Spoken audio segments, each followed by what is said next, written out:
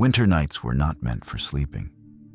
They were meant for silence, for staying still, for not being seen. In the oldest memories of Europe, there were nights people did not dare to name. Fires were kept low, doors were barred tight, children were pulled closer to adults than usual, not because of the cold, but because something out there was moving as humans withdrew from their world.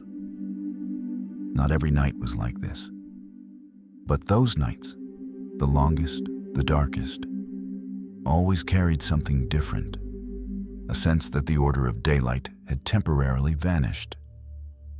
And when that happened, the world was not empty. It was filled with presence.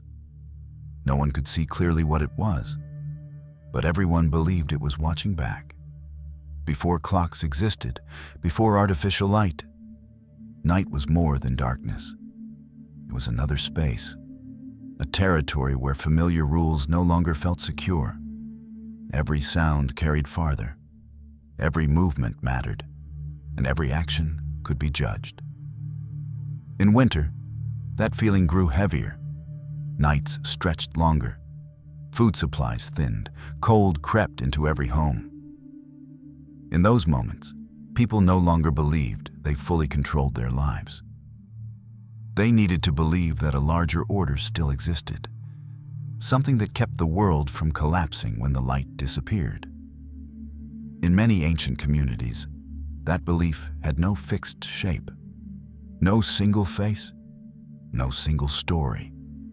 But its function was clear. It watched, it remembered, and it responded. Not every presence was generous. Some existed only to ensure that boundaries were not crossed, that unwritten rules were still obeyed, that fear remained strong enough to keep people in their proper place. The stories told to children were not entertainment. They were warnings. They taught that the night was not harmless, that certain behaviors were safe only in daylight, and that someone or something always knew. Over time, beliefs like these did not vanish. They could not, because they were not born from imagination, but from experience. From winters without enough food, from nights with no certainty of surviving until morning, from the feeling that humanity needed a force standing between chaos and order. As societies changed, that belief changed shape. It took on new names. It was placed into stories that were easier to tell. It was softened, made less frightening, so it could continue to exist. But beneath the familiar images of the present, something older remains. A memory of an entity not created to bring joy, but to maintain balance. A presence that does not need to be loved, only believed to exist. And to understand why that image still follows humanity today, one must return to the beginning. Not to a character, not to a specific story, but to a primal fear itself. Winter, when nights grew too long, and people were forced to believe that someone was guarding the world when they could not. Winter was never seen as a season. It was an extended trial. In the ancient world, time was not measured by calendars. It was measured by how much food remained, by the depth of the snow, by the number of days without light. When winter arrived early or stayed too long, it was not an inconvenience. It was a direct threat to survival. The cold did not kill immediately. It slowed people down. It weakened the body. It turned small mistakes into dangerous ones. And above all, it stretched the darkness, the very thing that caused every fear to grow larger than itself. During those months, communities were forced to contract, to move less, to consume less, to avoid reckless action. Every mistake carried a cost. Order became essential. Not the order of written law, but the order of habit, of self-imposed discipline, of shared fear. It was within this context that people began to imagine forces beyond themselves. Not to explain the world, but to keep it from falling into chaos. When nature became impossible to negotiate with, they needed to believe that a higher level of order still existed. Winter revealed a simple truth. Humans did not control everything. And when control was lost, symbols emerged to take its place. Not through physical strength, but through psychological presence. A belief that someone was watching the boundary between what was allowed and what was forbidden. These beliefs did not appear as distant gods.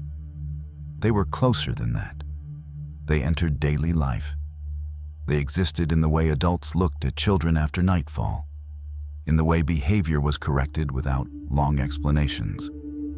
Winter did not tolerate selfishness. It did not forgive the breaking of communal order.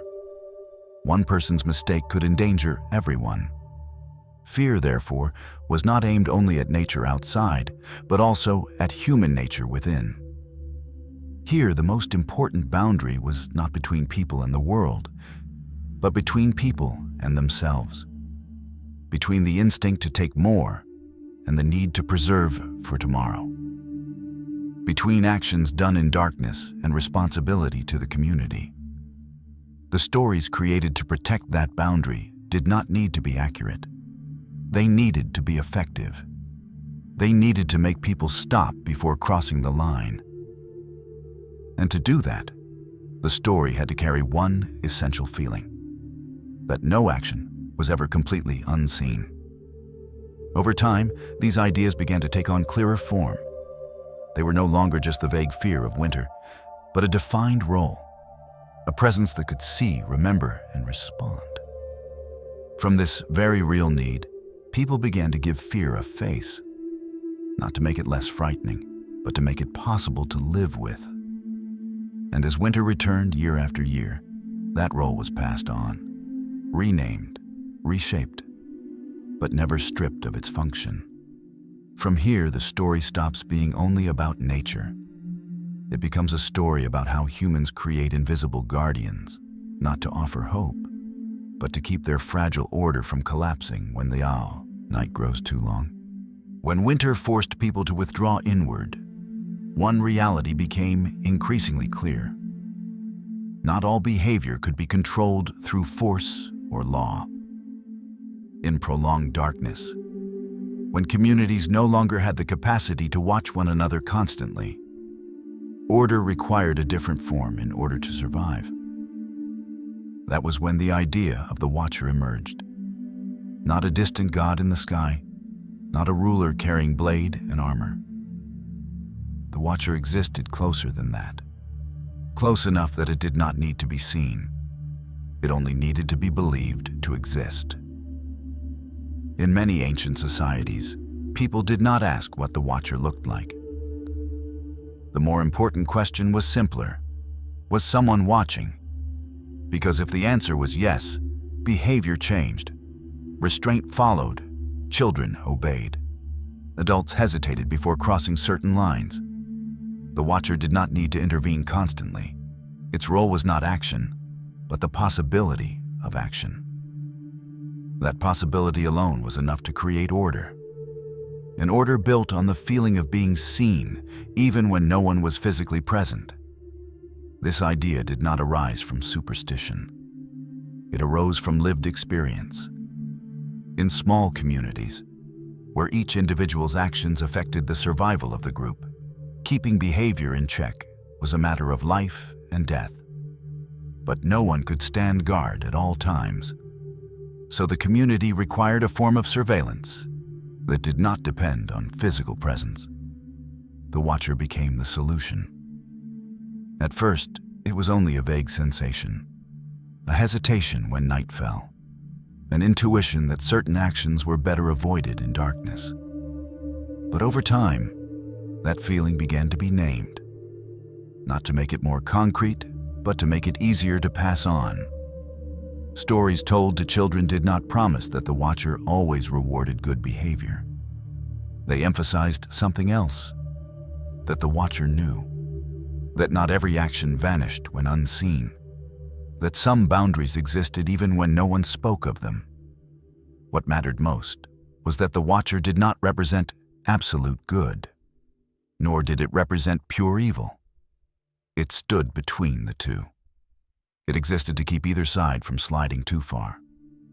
For that reason, its image was often double-edged, both frightening and necessary, avoided yet relied upon. At a deeper level, the Watcher reflected an uncomfortable truth. Humans did not fully trust themselves. They understood that under extreme conditions, survival instincts could push them beyond limits they believed they would never cross in daylight. And so they needed something larger than individual will to hold them back. When this idea was shared long enough, it ceased to belong to any single person or village. It became a role, a psychological and social function. That role could take many names, wear many forms, but its nature remained unchanged. And it is at this point that the story begins to shift. From an invisible fear toward specific figures, because once a community accepts that the role of the Watcher is necessary, sooner or later someone steps into it, not through authority, but through actions that occur at the right moment, in the right darkness, when people are searching for a sign that order has not yet fully disappeared. A role does not always find its shape immediately. Sometimes it waits. It waits for a human to appear at the right moment, in the right circumstances. In the coastal land of Lycia, centuries before the name Santa was ever spoken, there was such a man. He was not born to become a symbol. He did not begin with authority. What he possessed at first was inherited wealth and a quiet decision to use it in a way no one would see. The earliest actions did not take place before crowds. They happened at night, when doors were closed, when people withdrew from shared space, when deeds carried no promise of recognition. It was in that space that the role began to find its bearer. The most familiar story does not speak of miracles. It speaks of intervention, a family standing at the edge of collapse, 3 lives at risk of being pushed into darkness, and an act carried out without witnesses. Gold placed where it was needed, fate redirected, and the presence withdrawing. No explanation, no demand for gratitude, only the sense that someone had seen and had responded. This was the critical moment, because from the community's perspective, the act was more than kindness. It carried every mark of the Watcher's role that had existed long before. A presence that did not need to be invited, an intervention that did not require permission, an invisible hand stepping in precisely as order was about to break. Over time, stories like this began to spread, not because they were promoted, but because they matched what people already believed, that some nights were not empty, that some actions were seen even when no one stood there. When the man was elevated to the position of bishop, the role did not disappear. It merely changed setting. From the darkness of narrow streets to the light of official title. But its nature remained unchanged. He continued to intervene when order was threatened. He continued to appear when invisible boundaries were crossed. What earned the community's trust was not the religious title. It was consistency. Each subsequent story followed the same structure. A crisis, a risk of crossing too far, and a timely appearance, often in circumstances where no one else could act. Here, what mattered was not how much power the man held. It was what he represented. He stood at the boundary between individual and community, between private action and collective consequence, between what was permitted and what could not be allowed. For this reason, the image began to move beyond the individual. It was no longer tied to a single life. It became a pattern, a way for the community to name the Watcher's role when it took human form. From that point forward, the story was no longer only about a man performing good deeds. It opened onto another layer. Because once a role is bound to a human, it follows him wherever he goes, especially into places where the boundary between order and chaos is most fragile. And it is at those boundaries that the full nature of the role reveals itself. Among all the stories surrounding this man, one small detail remains strangely persistent. It is not a miracle, not a prophecy. It is the way he appears and the way he disappears. 3 bags of gold are placed inside a house at night. No warning, no witnesses, no request for return. Viewed through a modern lens, the act might be called compassion. But in the ancient world, it carried a different meaning. It bore all the marks of forces that did not belong to ordinary life. Forces that did not ask permission to intervene. Forces that did not wait to be invoked. What matters is not the amount of gold. It is the timing. The act occurs when everything has already closed, when people have accepted that there is no escape left. And at that precise moment, a presence arrives, quietly, accurately, leaving no trace behind. In ancient communities, help offered by day was fundamentally different from help offered at night. Daytime belonged to society. Daylight came with rules, reputation, and witnesses. Night did not. Night belonged to what existed outside normal order. For that reason, an act performed at night was not understood merely as assistance. It was understood as judgment. Someone had seen the situation. Someone had decided that the boundaries should not yet be crossed, and someone had acted on behalf of order when order could no longer protect itself. This motif was not new. In many ancient traditions, observing entities did not enter the human world under light. They did not wish to be identified. They did not wish to be grasped. They functioned best when they were felt, not clearly seen. The 3 bags of gold, then, did more than save 3 lives. They confirmed a belief already present within the community, that some actions were never entirely invisible, that a layer of evaluation existed alongside everyday life. After the story spread, it was not the details that endured. People did not argue over the amount of gold. They did not need to know who had acted. What traveled was the feeling, the sense that the world had not completely abandoned them, that in the darkest moments, a presence still existed, ready to intervene, but only when absolutely necessary. That restraint is what gave the motif its endurance. The watcher did not give without condition. It did not correct every injustice. It appeared only when a boundary was about to be crossed in a way that could not be undone. And after intervening, it withdrew, leaving humans to live with the consequences and responsibilities that remained. Over time, this kind of intervention came to be expected, not as a right, but as a possibility, something that might happen, but was never guaranteed. That uncertainty is what gave the watcher its weight. When communities looked back on stories like this, they did not remember kindness alone. They remembered the feeling of being seen. And from that feeling, behavior changed. Not from immediate fear, but from the belief that a deeper order was operating even when no one spoke of it. The motif of arriving in silence is therefore not a minor detail. It is the foundation. It prepares what comes next, other interventions in other spaces, where the boundaries are even more fragile. Because once the role is established in the night, it does not remain confined to small houses.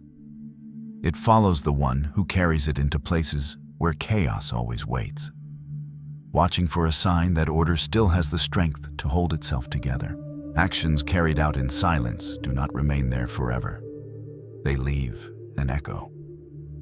And when enough echoes align, the community begins to recognize that it is witnessing not merely a man, but a role revealing itself. The moment this man was chosen as a bishop was not understood simply as a religious promotion. In the context of the time, it marked the point when a presence that had long operated quietly stepped into the light, not to change its nature, but to be placed within a formal structure. The role of the Watcher did not vanish when it entered an official title. It was only wrapped in new language. From this point on, the stories began to shift in tone. They were no longer confined to secret acts inside closed houses. They expanded into public space, onto the sea, into places where order was most fragile, where humans faced uncertainty directly. What earned the community's trust was not the authority granted by position. It was the continuity of behavior. When crisis struck, intervention still arrived at the right moment. When boundaries were threatened, the response followed the same logic as before: swift, decisive, and unconcerned with recognition. Here, something important began to take shape. The community no longer saw this figure as merely an exceptional individual.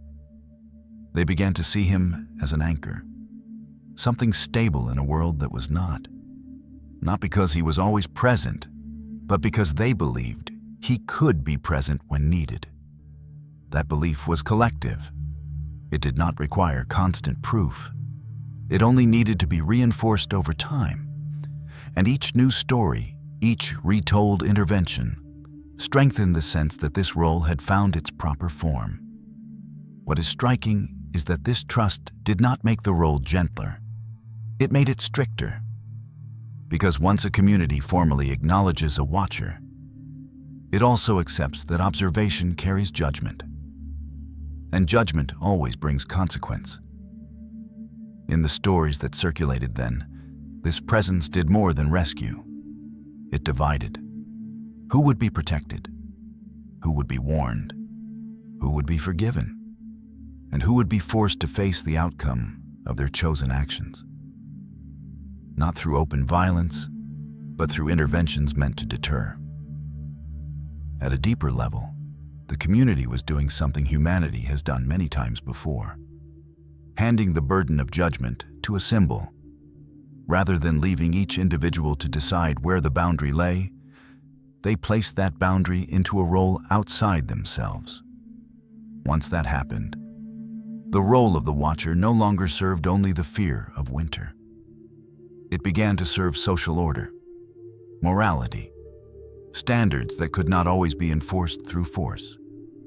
And once a role is recognized and accepted in this way, it does not remain within small boundaries. It is drawn toward larger, more dangerous spaces, places where humans have always felt themselves standing before forces beyond their control. It is in those spaces that the true nature of this role becomes most clearly revealed. If winter was the trial of the land, the sea was the trial of trust. There, humans did not face only cold and hunger, but total disappearance. No trace, no explanation, no certainty that any form of order still applied. For coastal communities, the ocean was not a road. It was a boundary, a realm entered only with temporary permission, and one that might never allow a return. Every voyage carried an unspoken question. Was anyone watching over this place? Storms arrived without warning. Winds shifted without reason. And in those moments, all skill and experience reached their limit. When sails tore, when hulls groaned under the pressure of waves, people understood they had crossed beyond control. It was at this boundary that the role of the Watcher began to be invoked in a different way. Stories that spread of a presence appearing amid the storm were not meant to prove miracles. They were meant to affirm that the sea, like the winter night, was not entirely unclaimed, that even in the most chaotic spaces, some form of order still endured, however fragile. In the hurried prayers of sailors, there was no philosophy, only a simple request: see us, not to reward, but to acknowledge that they were here, that they were trying, and that they needed to be carried across a line where survival itself was at stake. when stories told that this presence appeared, not on shore but upon the water itself. The role of the watcher expanded in meaning. It no longer guarded only human behavior toward one another. It began to guard the relationship between humanity and the natural world. What stands out is that these interventions were never described as absolute. The waves did not vanish completely. The sea did not become gentle like a lake. But something shifted enough for survival, enough for return, enough for the story to be carried onward as proof that the boundary was still being watched. From this point, the watcher assumed an additional function, the mediator, not a conqueror of the sea, but a force that prevented chaos from crossing into irreversibility, a presence that did not oppose nature, but stood between nature and humanity. In ancient understanding, this distinction was vital. For if the sea were entirely ungoverned, then all effort became meaningless. But if the sea had a guardian, then every voyage still carried hope. However thin, that order had not fully withdrawn. Churches were built at harbors. Symbols were placed on high headlands facing the ocean, not as decoration, but as markers of the boundary where humans stepped from the familiar world into uncertainty, needing to believe that a presence observed that passage. Once the role of the watcher became bound to the sea in this way, it grew beyond the scale of any single community or land. It took on a universal quality. Wherever there was sea, there was the same fear. And wherever that fear existed, there was a need for a symbol strong enough to allow humans to move forward without forgetting their limits. It was from the sea that this role began to leave the small stories of the night and enter a far wider space, one where power, wealth, and human lives all rested upon the same fragile threshold. There is a fragile line between pleading and judgment. And once the story moves across the sea, that line begins to surface. In the accounts of appearances amid storms, the presence is not remembered only for saving lives. It is remembered for causing chaos to hesitate. The waves do not vanish. The wind does not fall completely silent. But there is a moment, brief, decisive, when everything shifts. As if someone has touched the order of the world and demanded that it stop at precisely the right point. This creates a subtle change in how the stories are told. Before, the presence was described as a helping hand. Now, it begins to resemble a command. Not a command spoken aloud, but one felt through its effects. The world responds, and people understand that a will has been exercised. At this stage, the watcher's role moves deeper. It no longer stands by merely to ensure that boundaries are not crossed. It begins to define the boundary itself, to decide when chaos may continue and when it must stop. For those who lived by the sea, this shift carried immense meaning. It transformed vague fear into a clearer system of belief. If a force could calm the sea, then that force did not merely observe. It possessed the right to intervene. And if it had the right to intervene, then it also carried the authority to judge. The stories begin to include new details, not about miracles, but about disposition. This presence does not appear randomly. It does not respond to every plea. It arrives when circumstances reach a certain threshold, when recklessness, greed, or desperation push humans too close to breaking the shared order. Here, a familiar logic of the ancient world becomes visible. There is no unconditional salvation. Every intervention carries an implicit judgment. Who is worthy of being carried through? Who must be warned? Who has gone too far? For this reason, the guardian's role is never entirely gentle. It must preserve fear, but not allow fear to grow beyond what can be lived with. It must offer hope, but not allow hope to turn into blind recklessness.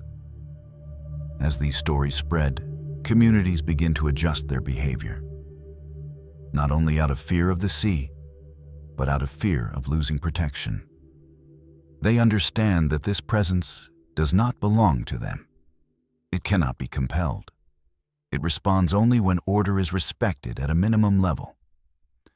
From here, the watcher completes an important transition. It becomes the regulator, the one who stands between extremes, the one who prevents chaos and order from consuming each other. And once the role is understood in this way, it becomes bound to matters even more essential than immediate survival.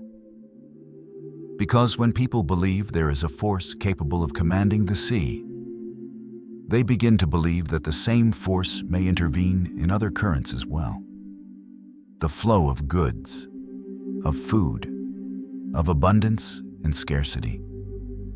And it is at this point that the story leaves the waves behind and enters another space where order is no longer measured by moment-to-moment survival, but by how wealth is distributed and who holds the authority to decide that distribution.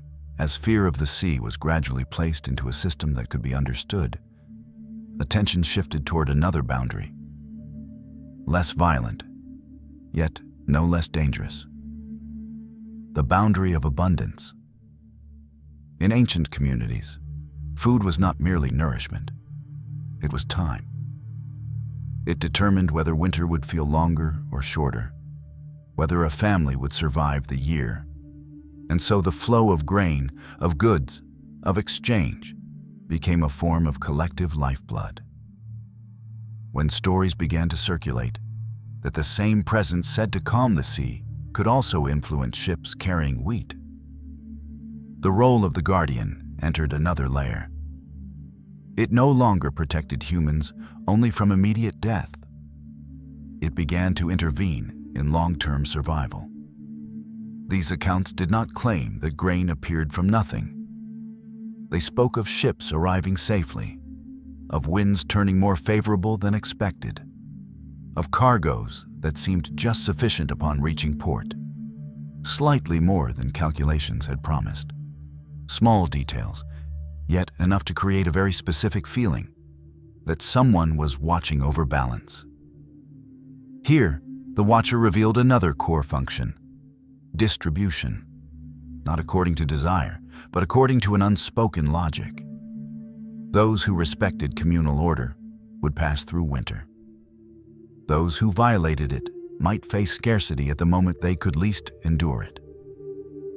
This was not understood as direct punishment.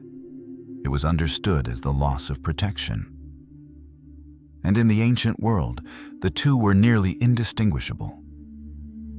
Once a community believed that wealth was not only the result of labor, but also of permission, behavior began to shift.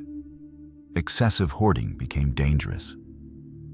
Cheating in trade was no longer merely wrong, it became a challenge to the invisible order operating behind the scenes. Stories of the presence now took on a different tone. It was no longer only a figure appearing in storms. It became a quiet force standing behind numbers, granaries, and ships moving in and out of harbor. A presence that did not need to reveal itself in order to govern. At a deeper level, this reflected an uncomfortable truth. Humans did not trust themselves to restrain greed in times of scarcity. They needed to believe there was a boundary that could not be crossed without consequence. And that boundary worked best when it had no human face, when it could not be bargained with or bought. For this reason, the guardian of the sea and the regulator of wealth slowly merged into one role. Both revolved around the same principle: keeping the flow from stagnating, but also from overflowing, ensuring there was enough to live, but not enough to destroy communal order.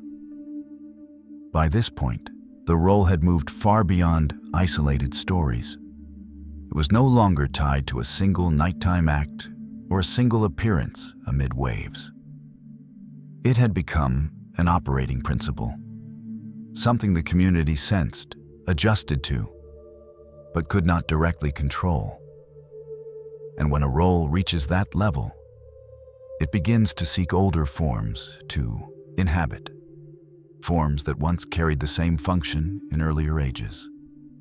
Names humanity had known for a very long time, even if they were no longer worshipped as before.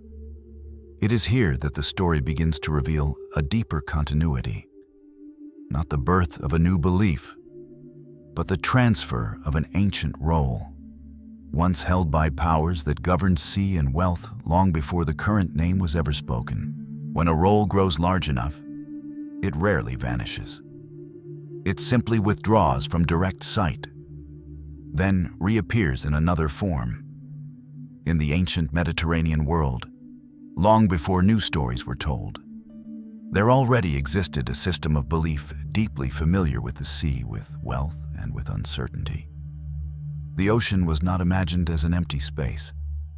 It was believed to have an owner, a force neither gentle nor predictable, yet one that kept the sea from collapsing into total chaos, so long as humans respected its boundaries. Temples were built on high headlands.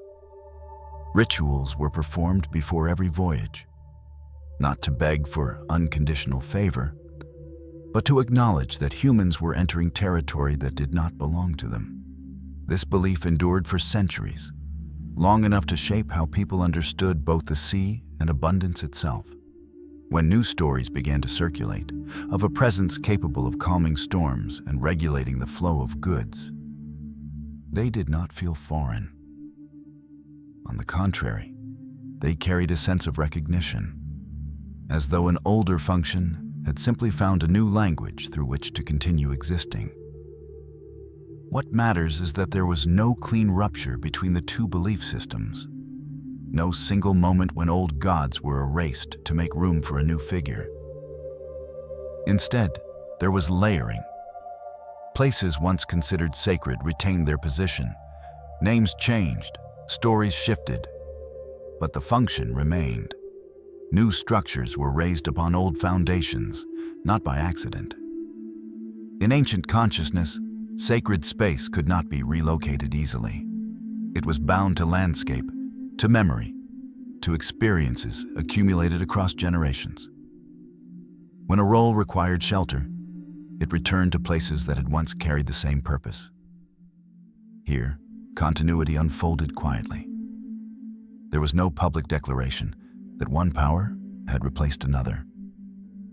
Yet in the way people prayed, in what they expected from the unseen presence, the resemblance became increasingly clear. The sea still required regulation, wealth still demanded balance, and order still needed an anchor beyond the individual. This explains why the newer stories did not need to prove authority from the beginning. They rested upon an existing foundation, a collective memory that the sea could respond, that abundance was not shaped by human effort alone, that some boundaries were not meant to be tested too far. Seen through this lens, the role of the guardian is no longer an anomaly. It becomes one link in a long chain of inherited images. Each image speaks the language of its time, yet serves the same ancient need. And for that reason, the story does not move forward in a straight line. It curves back inward, back toward symbols that once dominated human imagination, back to spaces where the boundary between humanity and the world has always been thinnest. From here, to fully understand the role now taking shape, attention must turn to more concrete traces, small details that appear accidental, yet bind the new story to the oldest traditions. Details that reveal how this transfer occurred not only in belief, but in memory, in ritual, and in the very way humans move between land and sea. Among the details passed down, there is one small image that proves strangely enduring, as if it refuses to disappear with the others. It is the image of an oar, no longer at sea but carried deep inland. In accounts surrounding this presence, there are moments when he is not standing at the harbor, not upon a ship's deck, but appearing on roads far from the water. On his shoulder is not a religious symbol, but a rough, familiar object, one known to sailors better than anyone else. An oar carried so far that people no longer recognize what it is. In the ancient world, this detail required no lengthy explanation. It had appeared before in stories far older.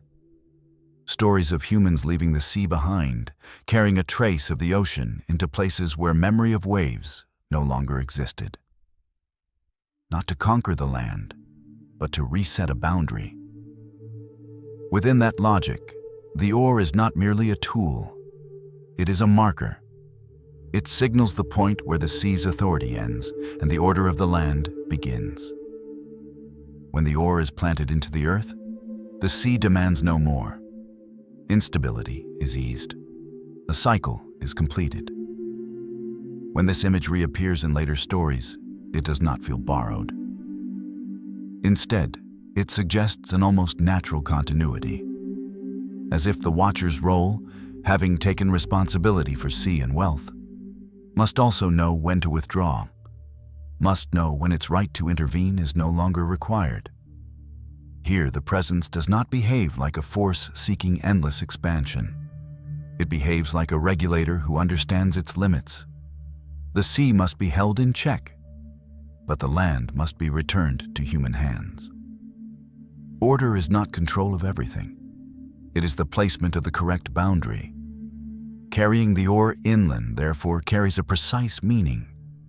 It says that this power can leave chaos behind without bringing chaos with it. It can withdraw without leaving a void. A quality found only in roles that have been tested over long spans of time. For the communities who heard these stories, the detail offered a deep reassurance. It showed that the presence was not blind force.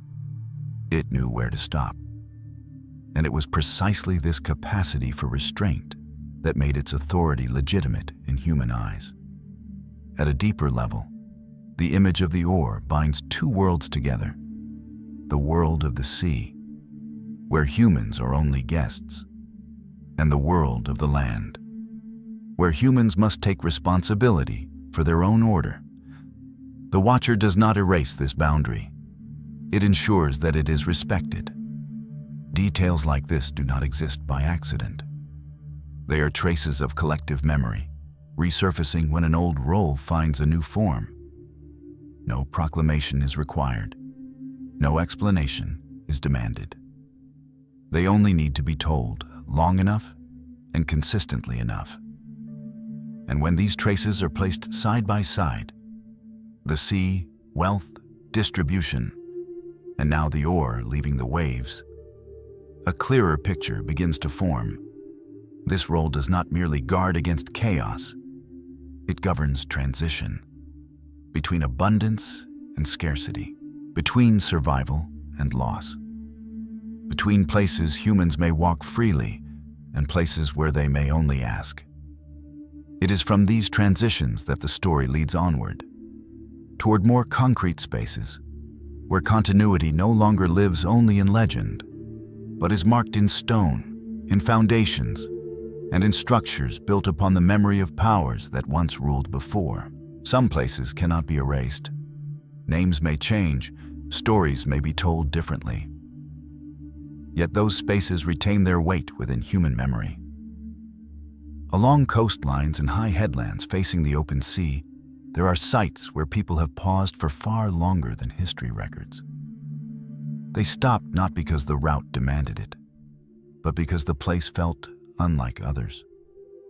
The wind was stronger, the waves carried farther, and the boundary between humanity and the world seemed unmistakably thin. In earlier ages, such places were marked by temples, not to claim possession, but to acknowledge presence, to admit that humans were standing before a force they could never fully control. Stone walls were not built to protect the divine. They protected humans from forgetting their own position. When newer stories began to spread, what is striking is that these spaces were not abandoned. They were not avoided. Instead, they continued to be used, only through a different language. Old rituals faded, new symbols appeared, but the foundations remained. New structures were not raised at random. They emerged precisely at points once understood as gateways between order and chaos, between land and sea, between humanity and what lies beyond it.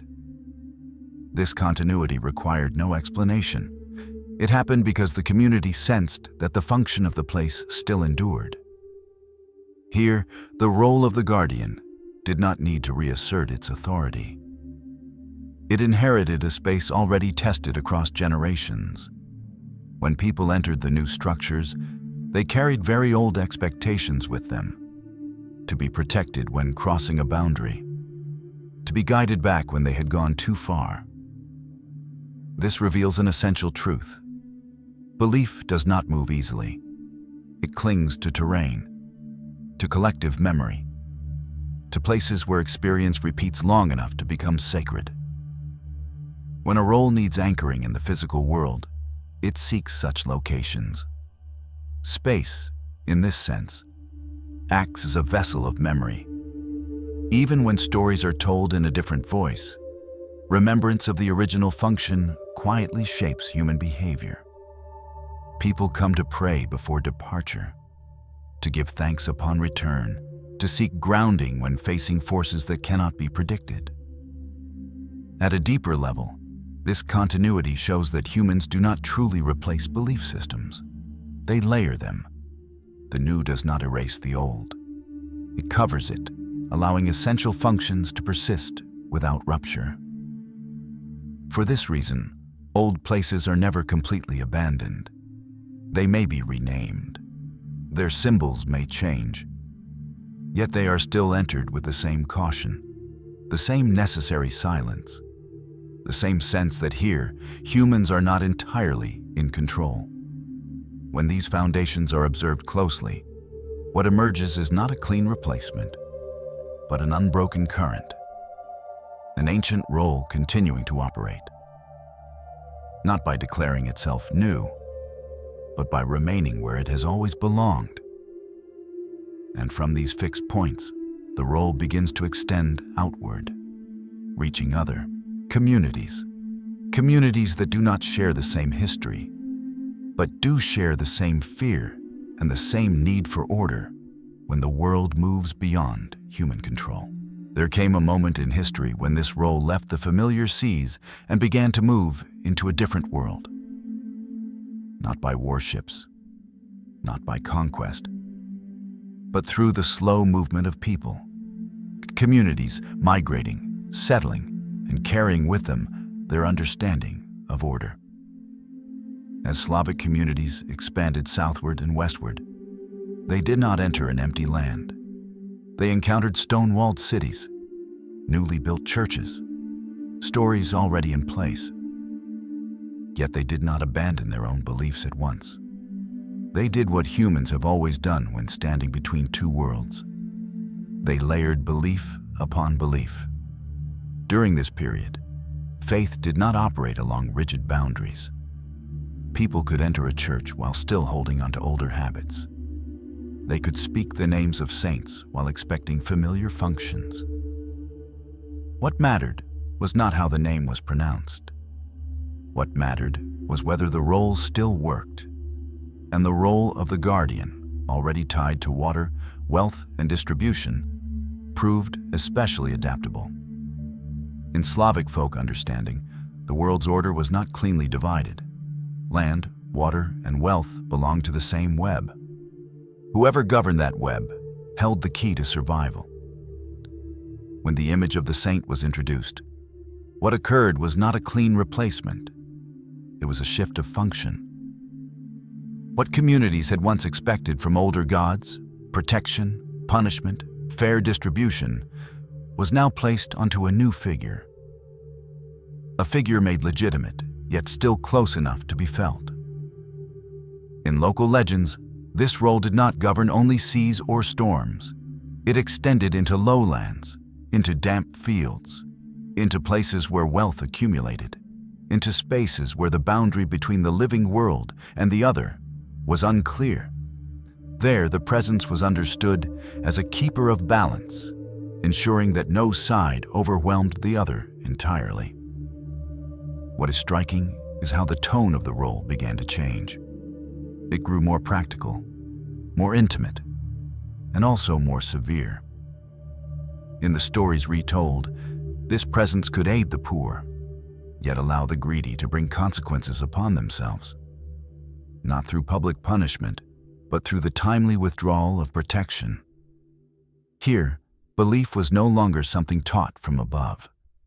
It operated within daily life, in planting, in exchange, in how people treated one another when resources grew scarce.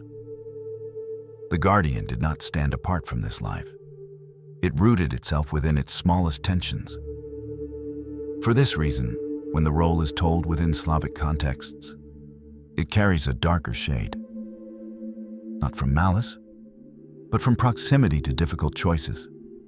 From closeness to the decision between hoarding for oneself or sharing so the community might endure. At a deeper level, it reflects an ancient awareness. Abundance always carries the risk of destroying order. From here, the story begins to touch another layer of memory, one in which the guardian does not merely observe and regulate, but tests. Tests greed, tests restraint, and tests the belief that humans can survive winter not by strength alone, but by accepting limits they did not fully choose. It is within this space that the shadow of the role becomes more clearly visible, not as an opposite of light, but as an inseparable part of order itself. And to understand why that shadow is necessary, the story must move deeper still, toward older images, rougher forms, and fears closer to humanity's most primal instincts. In ancient Slavic memory, the order of the world was not upheld by light alone. It was upheld by balance. And on the far side of that balance, there always existed an image that could not be removed.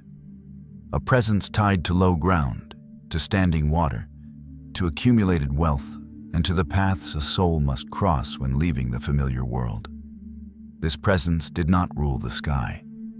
It did not arrive with thunder.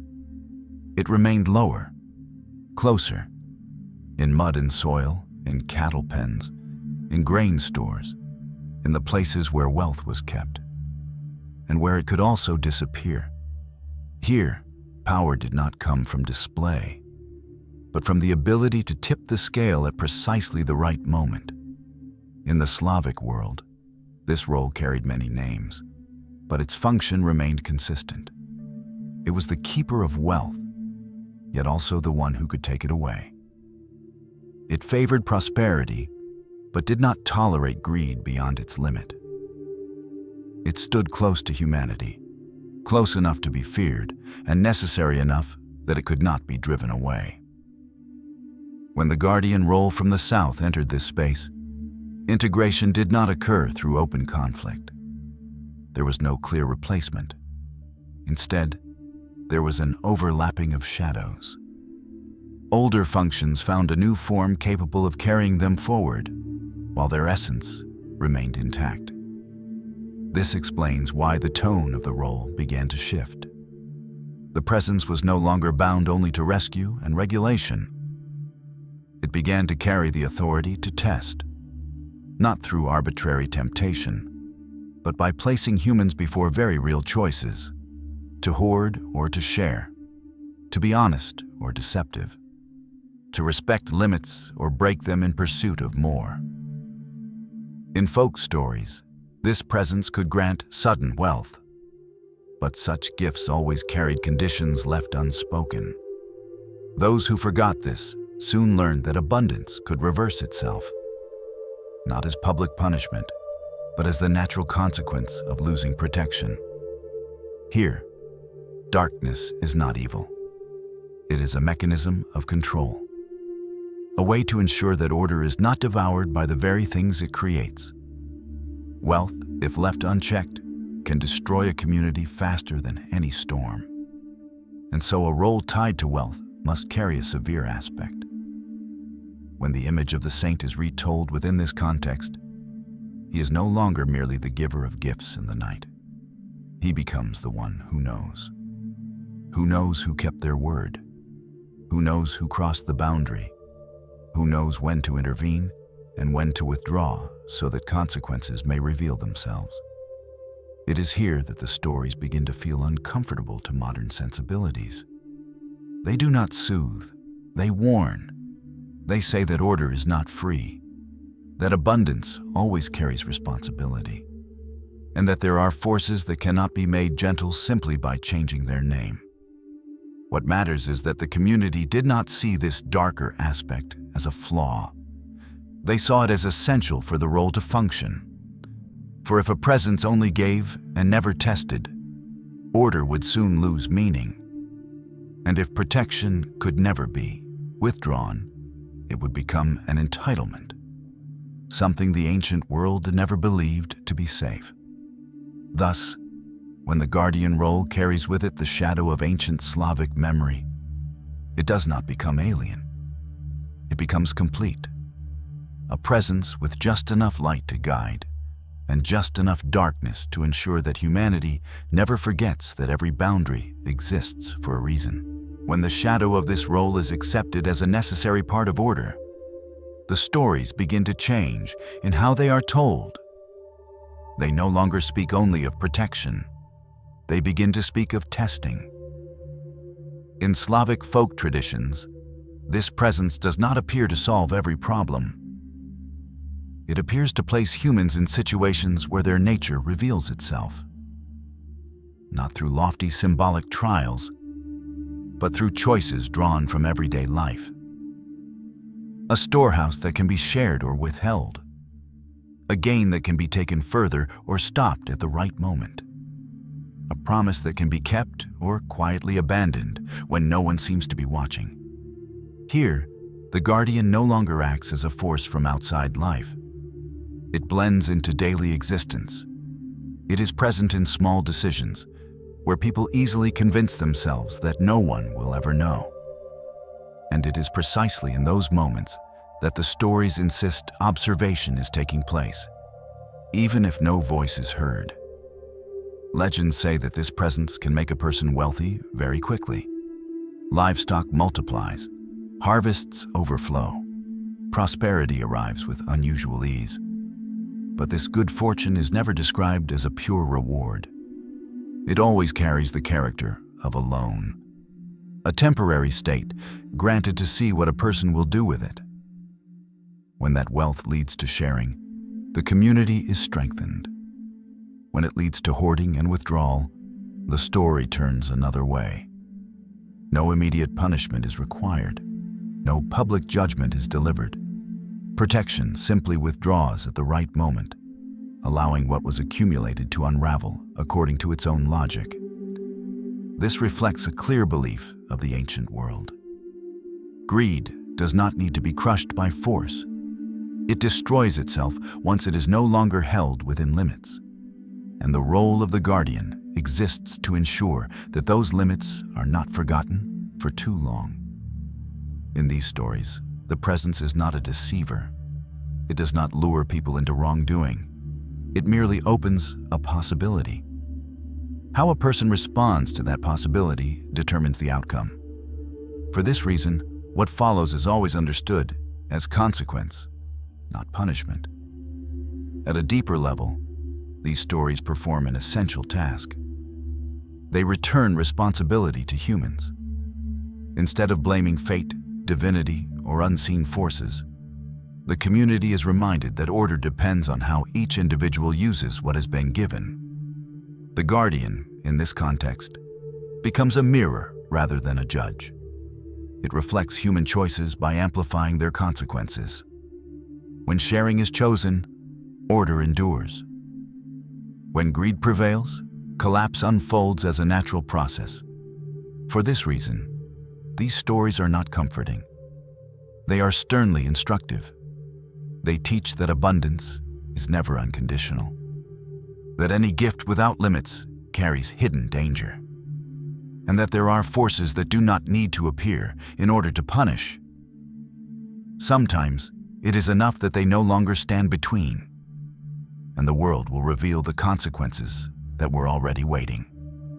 From here, the Guardian's role advances one step further. It no longer only observes, regulates, or tests. It begins to touch the deepest boundary of all, the line between life sustained and life withdrawn. And it is at this boundary that the stories grow darker, rougher, and far more difficult to soften with any new name. At a certain point, every guarding role reaches a boundary no community wishes to name. The boundary between holding on and letting go, between life continuing and life being taken away. In Northern folk traditions, this presence no longer appears only to test greed or regulate wealth.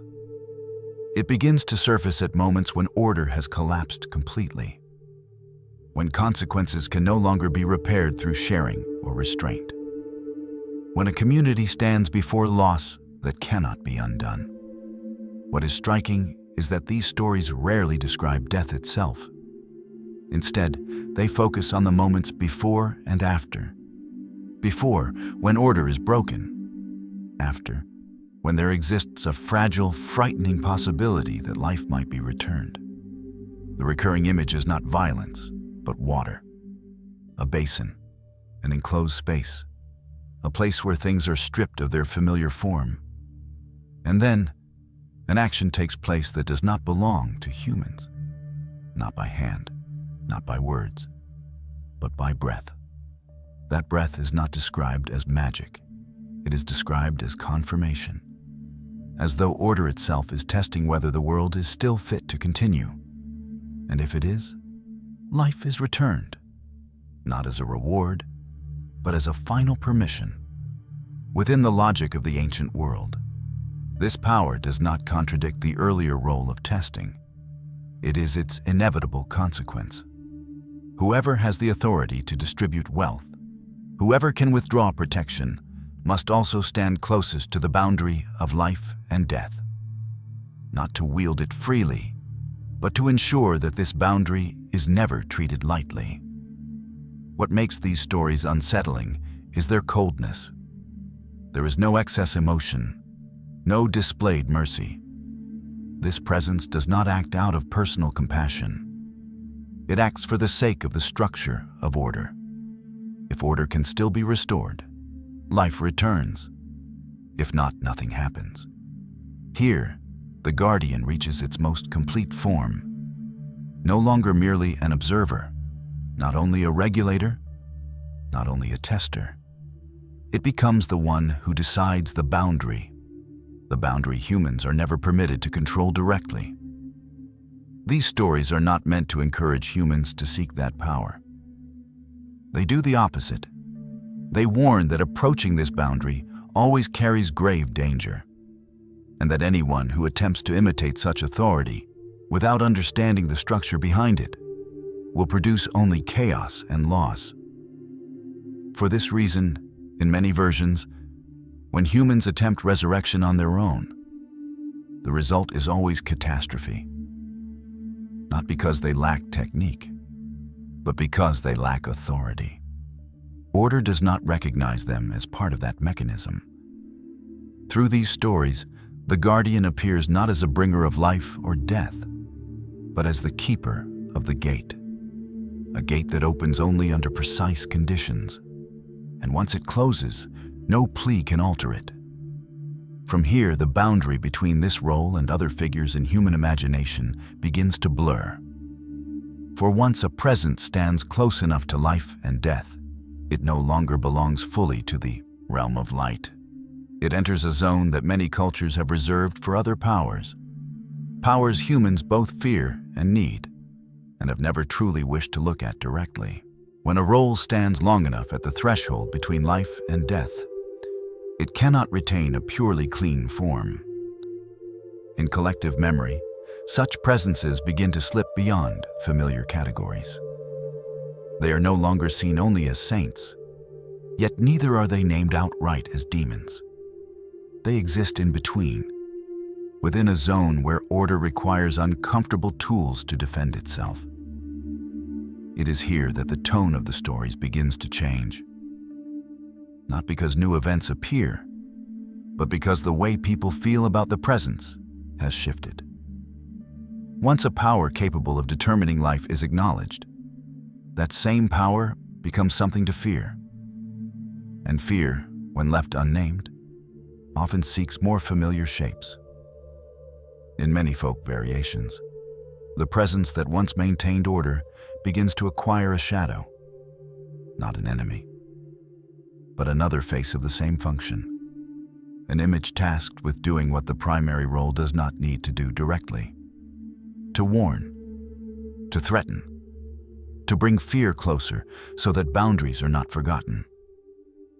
Here, the line between saint and demon is no longer clear, not because the two are confused, but because in the ancient world, function mattered more than abstract morality.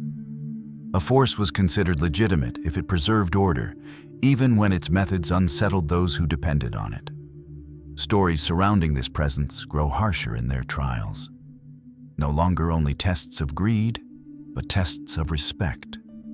Those who mock the symbol, those who violate unspoken taboos, those who treat the role as something to exploit, all are placed into situations where they must face consequence.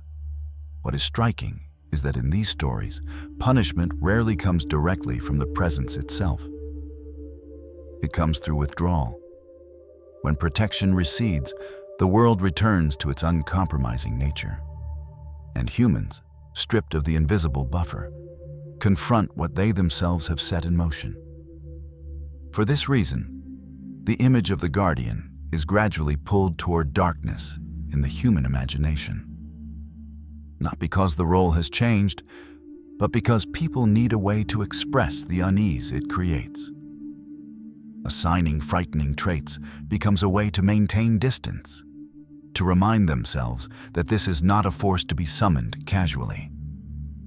At a deeper level, the blurring between saint and demon reflects an uncomfortable truth. Order is not always gentle. To endure, it requires mechanisms that make humans cautious. And when those mechanisms are given form, they rarely wear pleasant faces. Thus, in traditions where this role grows strong, its association with a darker image is not seen as contradiction. It is an acknowledgement that light needs shadow to preserve boundaries, that protection has meaning only when it carries the possibility of being withdrawn. From this point, the story moves closer to a critical turn. When a role is both revered and feared, it becomes adaptable. It can be retold in many ways. And as these stories travel across regions, they continue to transform, each time gaining another layer, until the original image is almost unrecognizable, even as its core function quietly continues to operate beneath the surface. As this role moved westward, it entered a different layer of collective memory. Here, the sea was no longer central. Fields, winter roads, and enclosed towns became the primary spaces where fear resided. And within this landscape, the story began to circle around a particularly fragile image: children. Winter in these regions did not carry the grandeur of the ocean. It was slower, quieter, yet no less cruel. Travel routes were cut off, food was sealed away in storage, communities withdrew behind closed doors, and within that confinement, every threat felt closer.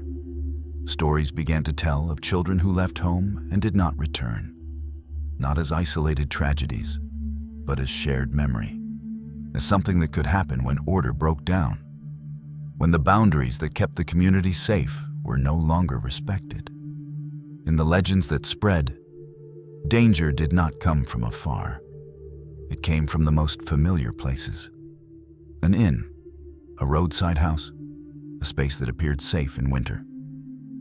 And it was there that the line between protection and betrayal blurred. What is striking is that in these stories, the familiar presence did not vanish. It appeared, not to prevent every loss, but to respond when a boundary had been crossed too far. When the unacceptable had already occurred, the guardian stepped out of the shadows. The action described was not vengeance. It was restoration. Not a return to what had been, but a restoration of meaning. What had been taken was returned, not as a reward, but as an assertion that certain boundaries cannot be broken without consequence. In communal memory, these stories were not told to comfort children. They were told to remind adults that the safety of the most vulnerable was never guaranteed. It existed only because boundaries were held firmly, and because a role stood ready to intervene when those boundaries were violated. Here, the image of the guardian took on a different weight. No longer a regulator of wealth or a tester of greed, it became the protector of the non-negotiable. Children, in the ancient world, represented the future of the community. Any harm done to them threatened not only morality, but survival itself. For this reason, the darkness in these stories grew sharper. Not the ambiguous darkness of trial, but the darkness of uncompromising judgment. At this point, the guardian no longer had room for restraint. Intervention had to be decisive, so that memory of the boundary could be etched back into place. What matters is that once the act was complete, the presence withdrew again. It did not remain to be praised. It did not become a symbol of triumph. It left the community alone with its lesson. That order does not exist by default, and that closed winters always require something to stand between humanity and the worst that might occur. Stories like these spread not because they were comforting, but because they were necessary. They kept fear at the correct level, enough to make people cautious, enough to ensure doors were closed at the right time, enough to keep children close to the fire on the longest nights. And from these uneasy memories, the guardian role began to enter the final stage of its transformation. As the world changed, as new belief systems sought to soften old fears, this image did not disappear. It was tempered, retold in a gentler voice, so that it could continue to exist in an age no longer willing to face darkness in the way it once had. As the world entered a new phase, this role no longer stood at the center as it once had, not because it was no longer needed, but because the way people wanted to see order had changed. New belief systems sought to make the world clearer, easier to categorize. Light was separated from darkness, good from evil, and figures that stood between the two became difficult to accept.